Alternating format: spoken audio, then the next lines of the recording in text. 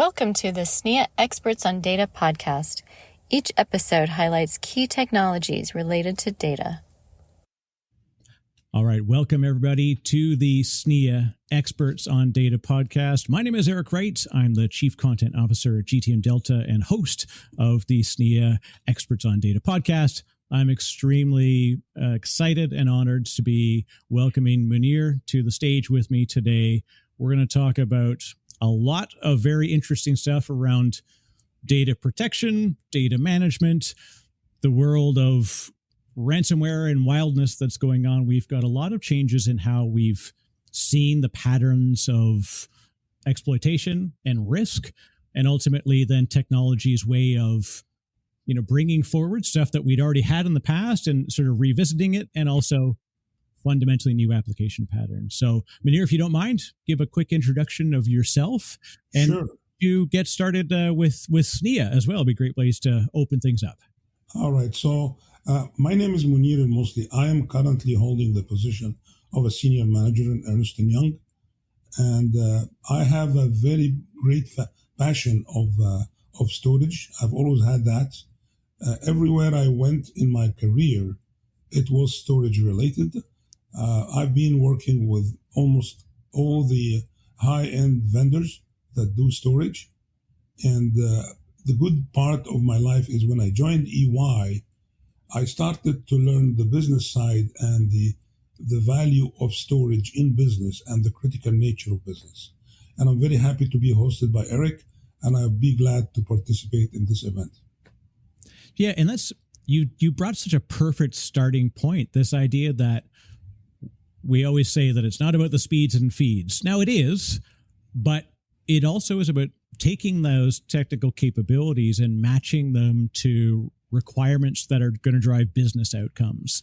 And it's really an interesting community inside SNIA that we've got such a great merger of really fantastic expert technologists and also, yourself, who splits the line between having expert in technology, but understanding how to map it against business value and kind of where the industry is going. So with that, looking at data protection and, sort of what we call the modern workloads, what are you seeing today, Mounir? And then maybe even we'll go into the Wayback Machine and talk about how we got here. All right. So from my perspective, what I've seen in the industry recently is the pointer has changed from the actual traditional operational recovery to ransomware. Everybody has a ransomware on their mind. Every CIO is having a portion of his mind dedicated to ransomware now. Now, interestingly enough, over the past 3 weeks, I've got 5 projects that are related to ransomware. I never had that many projects in the same time. I used to have one now and then, but having 5 together in all industries, healthcare, financial sector, commercial, manufacturing, it's on the top of the mind of the CIO, the ransomware. Some of them, a couple of years ago, I remember, I spent a lot of time trying to educate my customer or help him make a decision that ransomware is becoming a real concern that they need to consider. And we kept going back and forth. And one day I was on a call with him and he said, "Excuse me, there's something urgent in the data center and I need to respond to that. I'll come to you in 15 minutes. He came back in 15 minutes, say, "We are hit with a ransomware." Oh, wow. Which was too late already. Yeah, that's the tough part. It's like I'm an older gentleman, so I remember when the check engine light used to just be the check engine light would go on and then the engine would practically explode about 30 seconds later. We've gotten better with diagnostics since then, but ransomware is effectively, by the time you see it, it's too late. It's too late. Exactly. And many CIOs and data center managers actually still have the perception that they're good until, it's too late, as you said. We have a good backup, but they don't know that the first step for a bad actor when he sneaks into your network is to make sure that your backup is useless. So you have no way of coming back. Yeah, this is the new target, and an absolutely optimized target, really, to think about this. If you want to do damage to a business or apply a ransom and sort of have the greatest hold on them, removing their capability to recover it's pretty amazing to me that the very same companies that are trying to protect the workload themselves are now at risk. And it's an interesting time as a vendor, because now you're not only having to deliver ransomware protection for your clients, but then a lot of them have SaaS services. There's other adjacent connections to other cloud and multi-clouds, SaaS control planes. And those are now subject to risk. And, we saw very recently with, to call it a situation, I don't mean to pick on a vendor, but people will obviously know about Microsoft and the CrowdStrike updates that triggered an issue where all of a sudden people who were using a protection platform, it suffered a human error that led to a significant impact for clients. And now they may have thought the thing I'm using for protection is my protection, not realizing they needed to also protect it. Such an interesting problem to see in reality. Exactly. Although it was not a ransomware or a virus, but it was a mistake from an operator or an engineer. Just a good old-fashioned, as they say, a fat finger configuration change, right? But that same effect, you look at, if this was ransomware and there was no recovery mechanism, like God help them. It's absolutely terrifying. Yeah, there are actually, I've seen many organizations go out of business because of ransomware. They shut down the doors and go out of business completely. Some of them are, they have the depth and the budget to recover with some problems, but I've seen some startups that they shut down the business. Yeah, and the pattern, I'll say, are like the persona and profile of companies that are subject to this risk. We used to think it's only going to be large enterprise companies that have vast amounts of data or something of value to sell, but ransomware is now an SMB problem. Like, it's actually moved much more down market. Ransomware has apparently got better go-to-market strategy than any other product in the world, because they are actually successfully moving into other areas. Actually, I have an interesting story that I was working with a data center manager in one of the companies. She's a lady, and she says, my son was hit by a ransomware where they blocked his Facebook, and they're asking for $170 to recover it. So on all levels, everybody is subject to attacks. So when we look at the enterprise protection sort of mitigation strategies, we saw a lot around early work with, obviously replication. Some people are using, asynchronous or even as close to synchronous mirroring as possible. We see the sort of 3-2-1 backups for offsites and alternate sites. Not adding immutability yet. Looking at those three, protection styles, what do you see as still valid, Mounir, and what do you see as needing update? Well, the idea here is the operational recovery will always be there, whether it's today or tomorrow or for the foreseen future. You still need operational recovery for a day-to-day operation.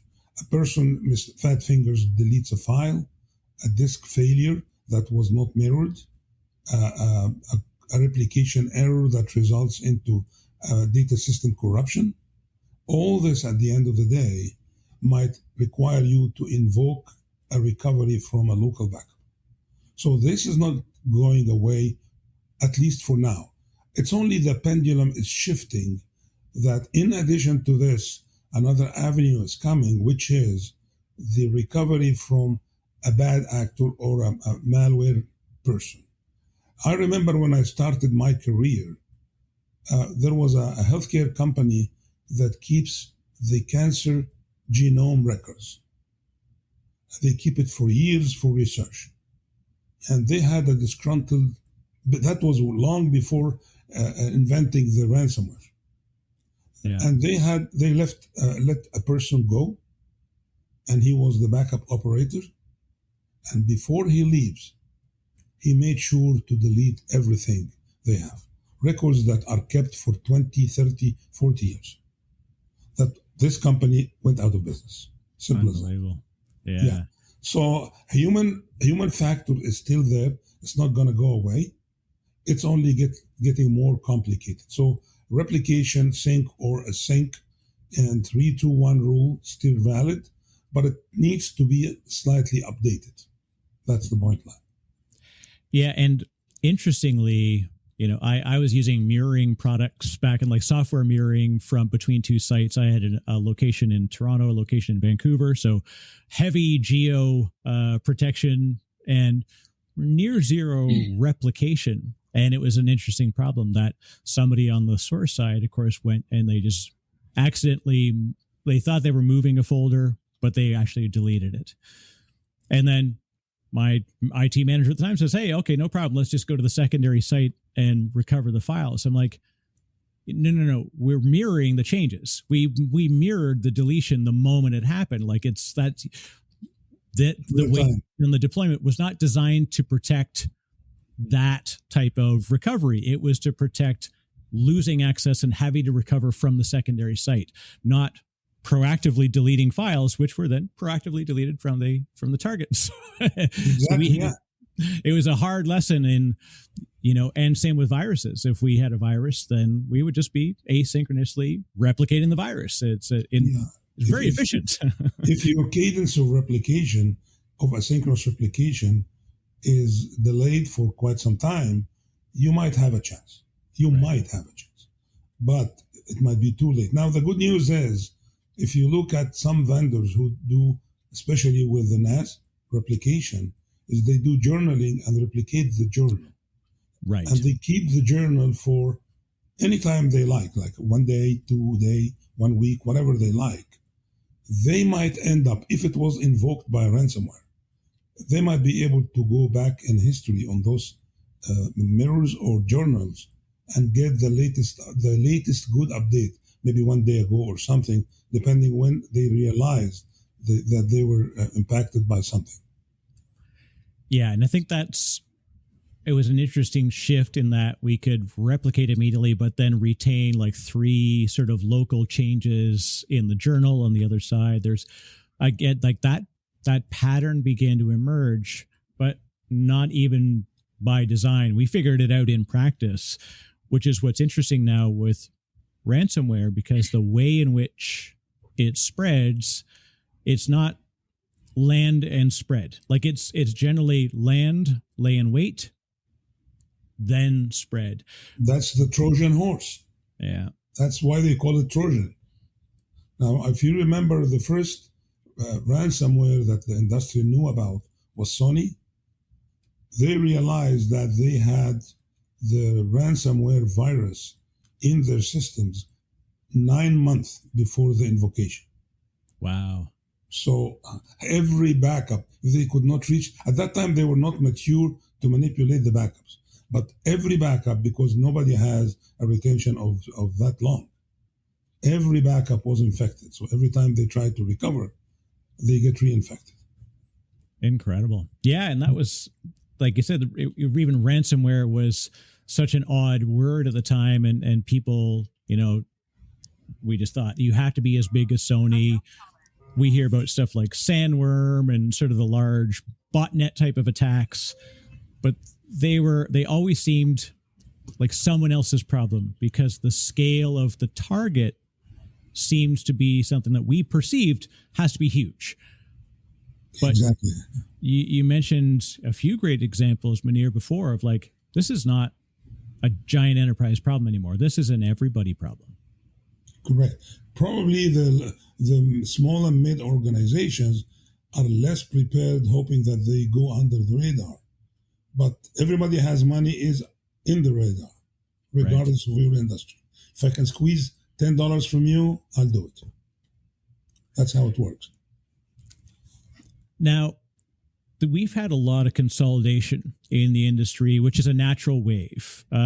We saw some new developments around specific like ransomware platforms and products that came into the market. Some people that targeted different types of backup protection, so like containerized workloads or serverless. And then what is often typical is those companies reasonably do well. They do commercially okay, but then a larger company will come along and pick them up and say, "Hey, let's add you to the portfolio." So we've seen a lot of that. But I'm curious on your thoughts in the industry approach to that, Mounir. How successful are you seeing some of those acquisitions, and how ready are these large incumbent traditional backup vendors for these new types of attacks and protections? Well, let's stay within the context of the data protection and not the actual integration of the industry or the business. Right. So they normally, before they start the acquisition process, they actually evaluate the current capability of the acquired organization. So in many situations, days after the acquisition, the effective acquisition, everybody lives in his own world for a month, for 3 months, 6 months, until they merge. Now, during that time, the small company that has been acquired is still using its own day-to-day operation and day-to-day protection until the governance and regulations coming from the mothership gets introduced and set on them. Now, as I told you before, the small organizations generally are little less prepared from ransomware. This is actually because of either lack of human resources to support a new avenue of data protection, or lack of funds, or both. Small organizations don't have deep pockets of large organizations. And actually the industry makes a major difference. So financial services industry are the fastest in this avenue. The merger and the evolution of integration of the data protection happens in a very fast fashion. Healthcare organizations, manufacturing organizations, they normally take much longer time.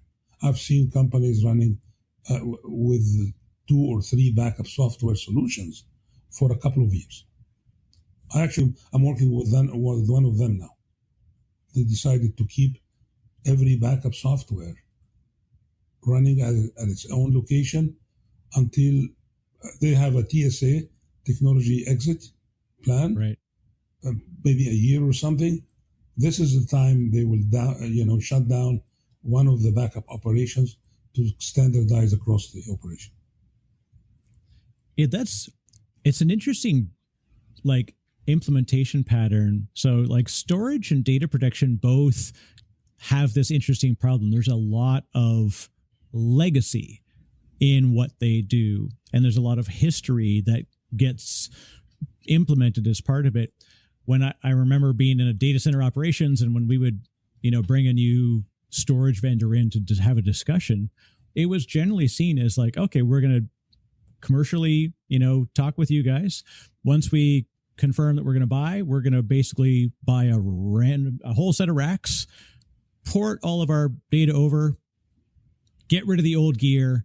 And it was very much a rip and replace.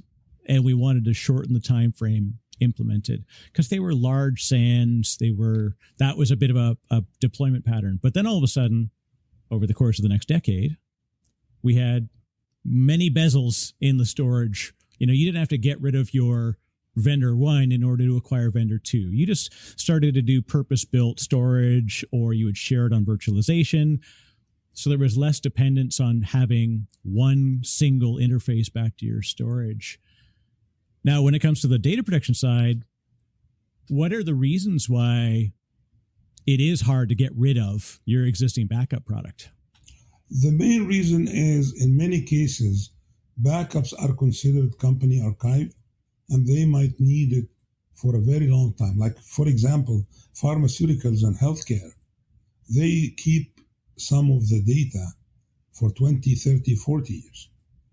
I've worked with a pharmaceutical company that had a backup from a vendor, and they switched, and they have 370,000 tapes to migrate from the backup vendor A to backup vendor B, which is a mountain of data and years of operation. Right. The normal average life expectancy of a backup software in an organization is like 15 years, give or take, maybe 10, maybe 20. But what I've seen in general, 15 years is the life of a backup software. During that backup software, if the organization, and remember, 10 years ago, 20 years ago, there was no concept of a separate archive solution. So right. the only thing they had was a backup. And they keep the backups for 20, 30, 40 years. Maybe they will never use it, but sometimes in a regulation, they come and inspect you, and they say, okay, show me the data of this product at this time. Right. And if you fail, you are getting a fine. So that was prior to the invention of the concept of a separate archive. Backup had a very long life expectancy. Now, with the introduction of new backups and the separation between backup and archive, it's much easier to switch backups, not every 15 years. You can do it in every 2 years, 3 years, if you needed to, because your retention is normally a month or two, not anything more than that. So shutting down. Now, by the time you recycle the backup media, 2 months would have gone, and all your new backups are coming on the new product. Yeah. So with changes in that pattern, Mounir, what are we seeing around now? I'll say the new paradigm. I hate to say that word. I sound like an analyst. We're reusing or making use of archives and, backup images in order to do new things, like maybe train LLMs or reuse the data for financial reporting or shipping archives and then loading some into, Redshifts and Databricks. We're using data post protection differently than before. It was just like, we back it up and we need to be able to restore it. Okay. Now I'm seeing more people trying to make use of those, whether it's object stores or structured and unstructured data. What are you seeing as this now backup and archive becoming production data? Well, as you said before, there is a plethora of data in the archive platform.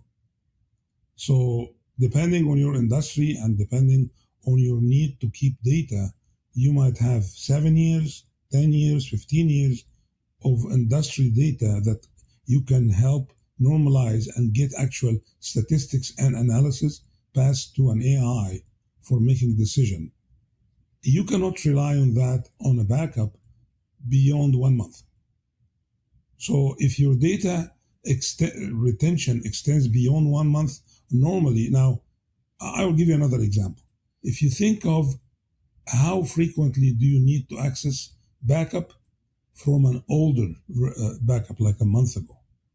Now, most of the normal recovery happens within the first week of the backup. 99% of the recovery happens from that week.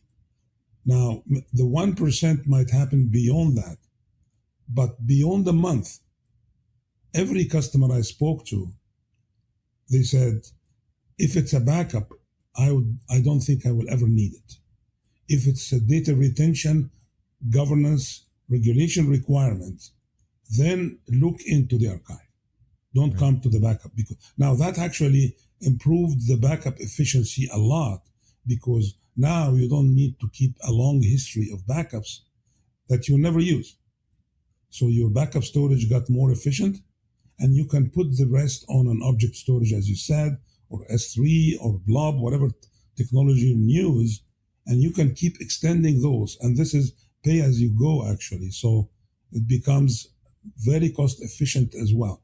So the idea here is for an AI implementation, data analytics, you need to look into the history of the company In addition to governance and regulations, I think you should go to the archive.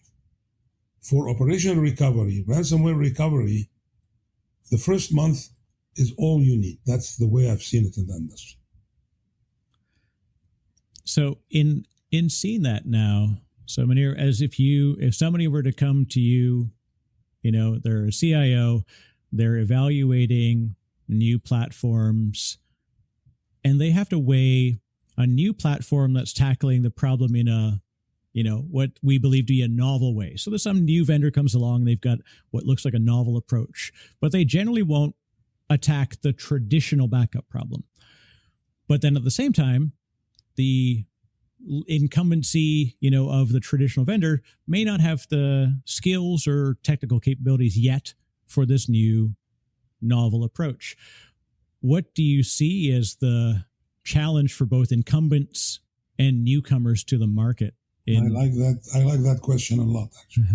So what I've seen in the industry is the incumbent that have been the leaders for the past 2 decades are now left in the dust. They took a very long time to adapt to the changes in the industry. I stay away from the vendor's name, but they become a niche players in my customer platform. The newcomers, regardless of the name, again, they have a much better vision that has the right approach to protect from the new malware, ransomware, in addition to keeping your backups in the operational way the same way. So both of them come together. The new vendors have that in a very nice way. Now, I'll give you another very funny example. I'm working with a backup vendor that's a very small startup backup vendor that's specialized in cloud. And under the hood, when I spoke to the vendor, they said, we are taking the backup product from the leader and putting some covering around it and some services around it, because it has been proven for years, 20 years, 30 years. That's very stable, very robust. You can depend on it until the ransomware came. So we complement the gap of the ransomware, but use the right development and investment that vendor has put in the platform. Yeah, there is, and in that, I guess there's probably a lot of IP that's been there for a long time, but hasn't necessarily been necessary. Do you see this as an opportunity that some of those incumbents and the large vendors, like, they should be reinvesting in R&D? What do you see as kind of the opportunity in the coming couple of years for those larger traditional vendors? All right. So the major 2 backup vendor that I've seen in the industry, they actually contributed to 70% 10 years ago of the market. They were left in the dark for a couple of years. The last time I met with them, they said, this is our new platform, this is our new design, and this is how we deal with the winds of change coming to the industry. So they keep reinventing, because remember, backups are the most stickiest product in your data centers. You would keep it for a very long time. So because they have the benefit of being in the customer, they understand the business, there is a natural love between the customer and the vendor. However, they still, the customer thinks there is a gap. So they're trying to fill in this gap to stay in place. Some of them lost. I remember one of the leaders today, before they acquire a company that specializes in ransomware, I was working with a financial institution, and they had that vendor. And the CIO told me, I'm dumping that backup solution vendor because they missed the train for the ransomware. And they dumped him. And they got a new player. But like in a couple of months later, that leader, and he's still leader, by the way, acquired a ransomware company, cloud ransomware company, and their name started to shine again. Yeah. and in a very good way. And actually, in a couple of projects that I worked with, I highly recommended them to the client.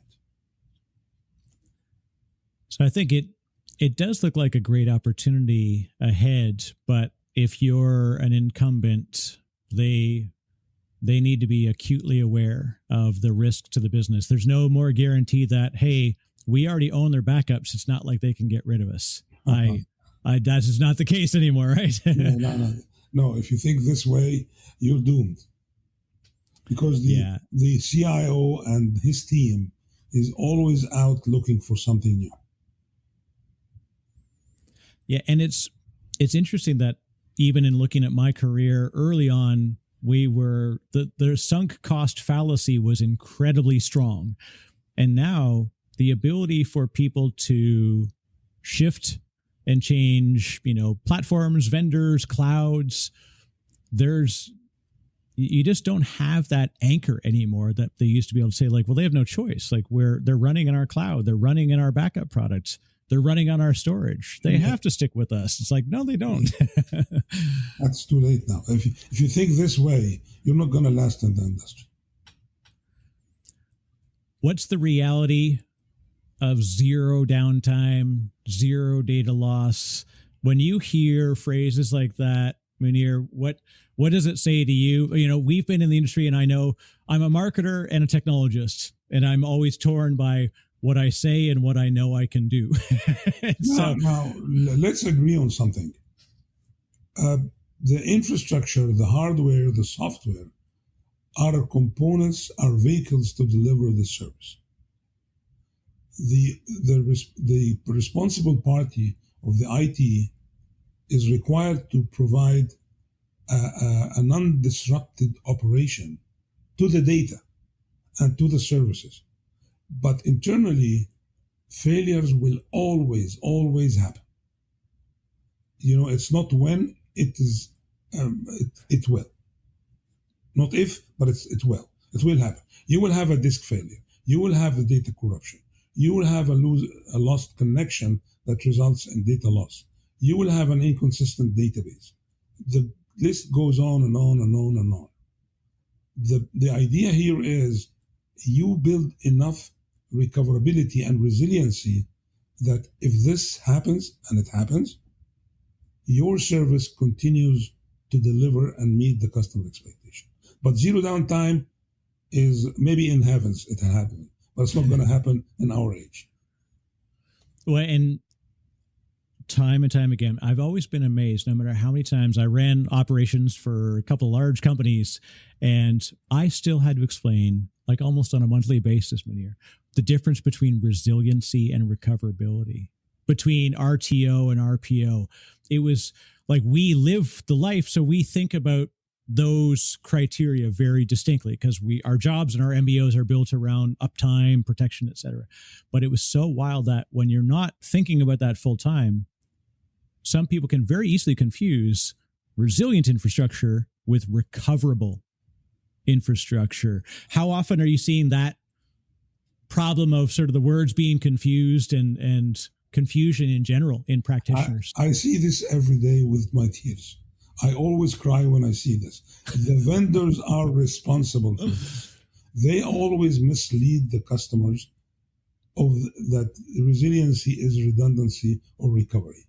The fact they are not. But they misuse the names, misuse the definitions, and they say we educate the industry, so we say what we say.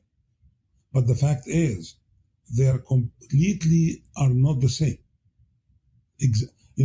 Resilience means non-disruptive operation, no matter what happens. The IT or the service delivery continues. Recovery or redundancy means you might encounter anything more than zero downtime and anything more than zero data loss. Depending on how bulletproof your design is, you might have a much shorter loss of service or loss of data. This becomes a redundancy resiliency solution. But if you, I'll give you, for example, a simple design of dual storage controllers, dual disks, doing mirroring. You might lose one disk at any time or lose one controller at any time, but customer access to read and write will not be impacted. Right. So this is resilience. But if you switch platforms from product A to product B, and because of a failure, there is a time to restore services on the other side of the house. Like if you have a cluster. Now, the good cluster design, there is a heartbeat that keeps monitoring each other and makes the failover. And they lose probably, I've seen it, losing maybe a half a ping, which is not a major problem to customers, except for the financial industry and trading floors. But in other situations, healthcare and other industries, half a ping is not a major problem. So they can think of themselves as resilient. But when you talk about recovery, this means they lost and somebody has to invoke the failover that takes maybe an hour, 2 hours, depending on your industry and your business needs and how much you invest, by the way. Yeah, and I guess this is a reminder to folks that is know how to protect it, but also know how to recover it. And, we as, practitioners in that company have to match that to the business requirements, because what we believe is like, hey, this application needs to be up and running every day. You're like, well, in the case of disaster, we may find that it actually has our RPO of 5 days. That's not really rapidly updated. RTO 48 hours. We can get by with other processes for that one. So it's not just the nature of data, but the nature of the applications and processes that use that data. So given your experience, Mounir, I'd love to close on this. What would you suggest to a person that's coming into an organization and they've been charged with protection and resiliency and backup? What are the things that they should do as a person to be as ready as possible for that situation? The first thing I would think is that he needs to understand the risks he is subject to. So risk impact analysis is required as a first step.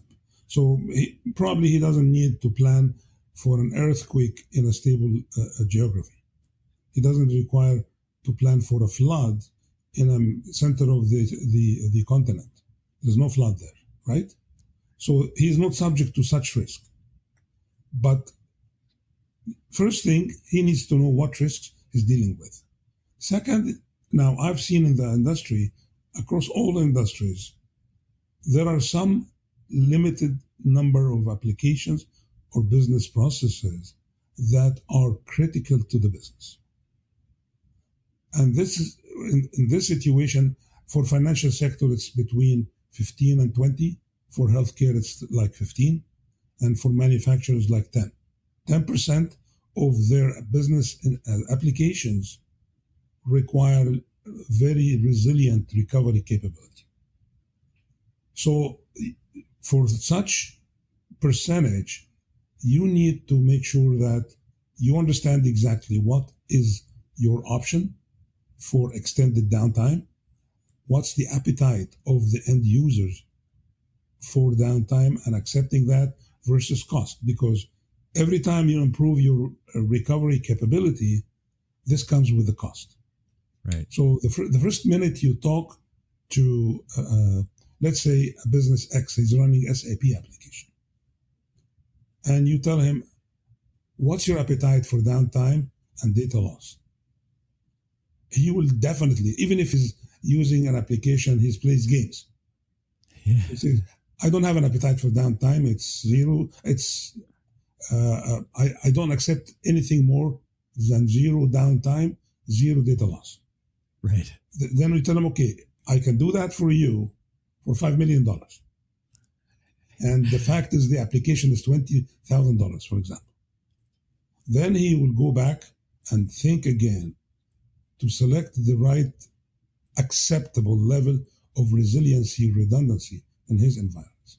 So tiering the application between different tiers that can be treated differently and protected differently is the next step. In my point of view, any application that has recovery point objective and recovery time objective of 24 hours or more, it is not a good idea to replicate those and put them in a mission critical. Right. Because you have a good backup that's 24 hours ago. You can use that. But for applications like trading, like financial transactions, you cannot tolerate downtime. So this one might put you in 1 hour RTO, RPO, or whatever numbers your business is willing to have. And every time you make this shorter, you make sure you have deep pocket to support that. That's right. It's an equilibrium, but as you say, Mounir, it's the connecting of, what can we do? What do we need to do? And what is the cost to do it? It's such a fantastic sort of 3-part question to go through as we look at business requirements. I could do this all day. I really wish we had an hour or two to. I've got so much we could chat on, and this has been really helpful, Mounir. For folks participate. For folks that want to connect with you, what's the best way they can reach you to chat more? I think it starts with SNEA.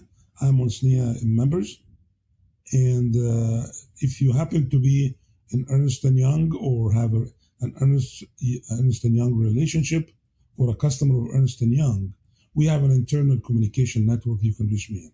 But outside Ernst Young, I think the best way to come is through SNEA. It's such a fantastic way to meet great people like yourself. Mounir, thank you very much. It was a pleasure to chat. And for folks that do want to find out more, definitely get involved with SNEA. If you're not already, you can connect with amazing folks like Mounir and other folks from his team who participate. And just it's such a fantastic community. And of course, we've got developer events that are coming up. We're moving to quarterly regional events. There's all sorts of new things that are coming. So it's great chances to meet both online and in person. And I thank you very much for the conversation, Mounir. It was a real pleasure and a great reminder of what we need to think about. It's not just about pressing back up. There's a lot more involved. And thank you for sharing your insights. I appreciate it. Thank you so much. It's a pleasure. Thank you for listening. For additional information on the material presented in this podcast, be sure and check out our educational library at snia.org/library.